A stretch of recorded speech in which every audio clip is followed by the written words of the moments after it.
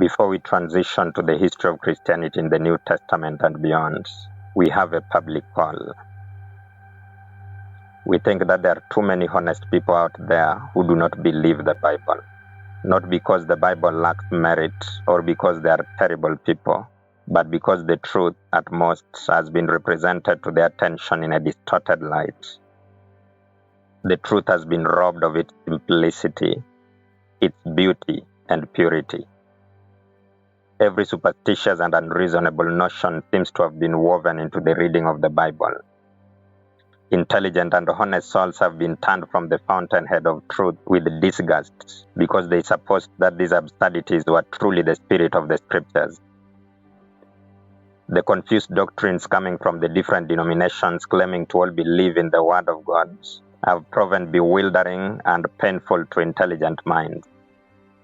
They have decided that if the Christian's God is the only God that there is, then he either doesn't exist, or if he does, then he's a capricious monster. They have made the sad decision that if religion must consist in sacrificing all reason and sober judgment, then they would rather incur eternal death than thus violate their very humanity. They have decided to suffer the ultimate fate than to sell off their judgment to unreasonable and degrading doctrine. While we don't in the least justify atheism, it's true that many atheists may have come from this quarter, and we have cause to think that the compassionate eye of Jesus is upon them. It seems to us that we have the solemn duty to reach out to them. All the debris from the ruins of the Dark Ages and pagan superstition, and all the fog of human myths and bigotry must be swept away that the truth of heaven might be seen in its glitter. The truth is well able to recommend itself to the judgment and conscience of every honest soul, if we allow it. These otherwise honest souls may be atheists, Muslims, Buddhists, everyone. They may even be professed Christians who, while they remain religious in practice, are at war with God at heart. In the words of Christ, they worship they know not what. That is John chapter 4 verse 22.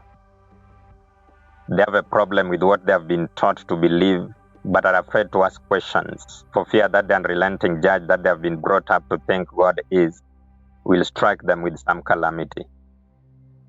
They find it their duty to remain as unreasonable as it takes to remain religious. They think it their duty to suppress every light of reason to remain religious. While these may think themselves Bible-believing Christians, they, yes, worship they know not what. We made this video to let you know that we intend to reach out to these people wherever they are. And we are asking you to kindly be the means of linking us up to them. What we ask you to do is to simply make friends with them for Christ's sake. Then organize them into a group that can engage in a civil discussion. It may be a few people or many. It doesn't matter. All that matters is that they should be people who are grappling with the pertinent questions of life. We think ourselves sent to meet people who are asking God the whys of life. We can meet them on God's behalf. In the name of the Lord. We especially intend to focus on atheists, but they could be anyone who doesn't believe the Bible or only partially believes in it. They could also be Christians who are grappling with the real questions of life. We don't intend debates, but open discussions. And we even intend to capture the discussions and to share them on this channel. You know that there is no reason why we should have any confidence in ourselves in these matters to warrant our calling for this challenge. But we can assure you that we have unshaken confidence in the truth, eternal truth. And we don't doubt that it will bear the keenest and severest test of scrutiny. It will in fact be glad to be investigated. The God of truth stands back of it, and we are unafraid so long as we remain faithful to it. We would love to assure the universe that had God been afraid that his character would not bear the test of investigation, then he would not have created intelligent beings who have the ability to so severely and even violently criticize his character. the great controversy between right and wrong would have been destroyed, as many have suggested to God, before it started. In fact, the great controversy between right and wrong is all about an investigation into God's character.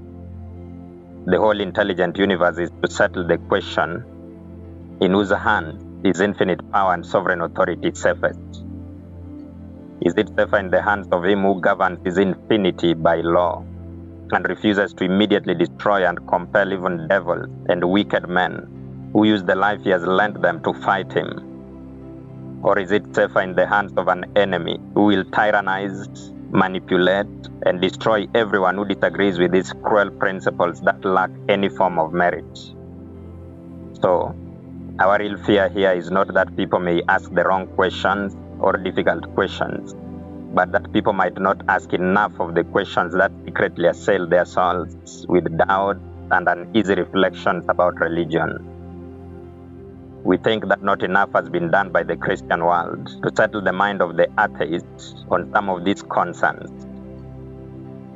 Number one, in a world so full of confusion in the religious, scientific, or secular spheres, is there such a thing as truth? And what is truth in the first place? Number two, because of the superficial, bigoted, irreverent, and disconnected reading of the Bible by professed Christians, the atheist may feel justified to be confused upon the backdrop of the seeming contradictions of the Bible. How come so many conflicting doctrines come from the same Bible? It is not unusual to see the Bible say one thing in one place and then say completely the opposite in another place. Does the Bible contradict itself? How can it be trusted to be the arbiter of what truth is when it has so many inconsistencies? How come there are so many denominations that all claim to emerge from the same Bible?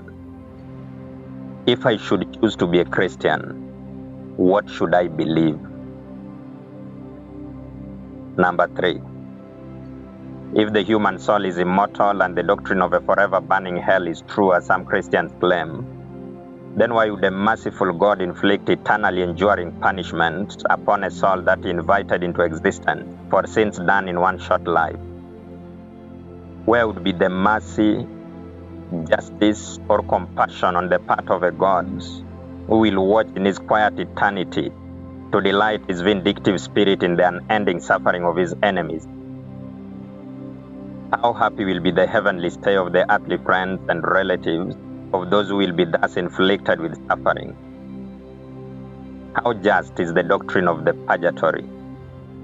What does it say about a God that would release souls from suffering because some of the earthly relatives or friends prayed or paid something and not out of his own mercy or justice? How about if more rest in peace, prayers, and indulgences were offered in the interest of the more wicked people, just because they were popular with more people and church leaders? Will they not leave people more worthy than themselves in this suffering limbo that purgatory is, as they proceed to blemish the peace of heaven with their pernicious and pestilential lifestyle? How happy will such a heaven be, mad as it is with misshapen and dangerous characters who benefited from a broken divine and ecclesiastical justice system? In the light of these scandals, is there justice with the Christian's God? If the Christian's Bible teaches such things, and the Christian's God agrees with it, would it not be better to stay in the hell of burning fire than in the hell of the presence of such a God? Will it not be happier in the hell of burning fire, with the company of unfortunate souls burning forever, just because not enough people prayed the rest in peace prayer in their behalf, than to be in the heaven-turned hell by the host of wicked men unjustly set free from purgatory, thanks to a broken divine justice system? Number four, another question for which the atheist may desire satisfactory answers is the Bible opposed to reason and to science? Number five, we have the duty to address the timeless questions. Where honestly did sin come from? Did not an all-powerful God have the power to stop it before it happened? Why should an all-powerful God allow sin, Satan, and suffering to exist in his universe? Before we proceed, it may be useful to mention that we hope the answers to the last set of questions are satisfactorily given in the earliest videos on this channel. The solutions to the questions that emerge due to wrong doctrine will be addressed by and by. We are aware that these are not the only questions that may confront us concerning the basis of our faith and the reasons for our hope. But we can tell that in God's universe, wherever there are questions, it's because there are answers to them. And the truth should be able to answer questions, not any man. Those who are sincere will always appreciate the truth whenever and wherever they meet her, according to the rule that Jesus himself gave in John chapter 7, verse 17. We are saying that God has prepared what is called truth to answer these questions even before they existed. And the truth is reasonable, which is why he created the intellect to appreciate it. This is the mission we would love to undertake, to engage in such discussions in the public spaces, in the universities, in personal interviews, in interdenominational Bible conferences arranged by those who don't believe the Bible but would hear something from the Bible, and even conferences organized by honest-hearted atheists. But you can trust the Lord that we will never debate or engage in any controversies with those who are determined to prove a point. This line of labor may pick up gradually, but we hope faithfully. With your support and prayers, we hope to reach out to as many as desire the truth. As always, our work is not centered around proselytism, but around the truth. We have no denominational barriers, nor are we up to the defense of sectarian dogmas. We are up to teaching the Bible as it reads, not as it has been trained to say by different religious sects. The Bible, read in its entirety, precept upon precept, line upon line, in the spirit of its author, is what we call truth. So that it is safe for us to affirm that the truth is a person. To reach us with any planned event, conference, or interview, use the email address in the description of this channel. It is pastandfutureofchristianity@gmail.com. You could also do a follow-up on the comment section of this video or any latest video on this channel. We usually try to read all of them. You may not organize any of the meetings yourself, but by sharing this video, you could reach someone who will organize for one. We are in the great web of humanity, and just that act will go a long way to touch a string whose vibrations may not die out till the eternal shore. We just ask you to support this initiative by sharing this video. God bless you. Ubarikiwe sana. Subscribe now.